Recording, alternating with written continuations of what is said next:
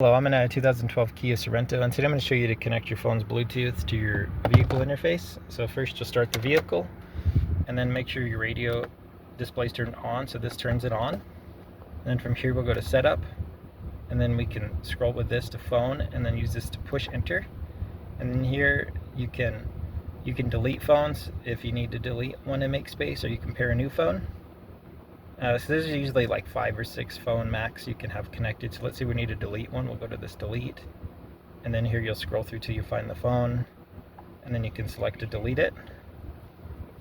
So now we've got more space opened up. So again, we'll go to setup, then go down to phone, select that, pair, select that, and then make sure your phone's on and that your Bluetooth is on, which is this symbol, and then you can press and hold it typically to get to your pairing menu. So we'll pair new device, and then sometimes this takes a few tries or a few minutes, but at some point we should see pop up here a device called Sorento.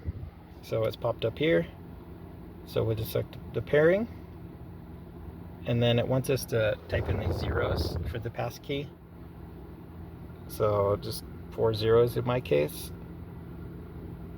and then we'll hit OK.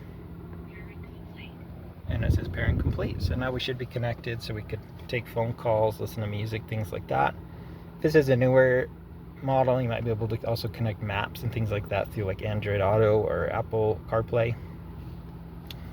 And you can see up here there's the Bluetooth symbol, and typically if you click through these aux options, it'll get you to your music player for your phone.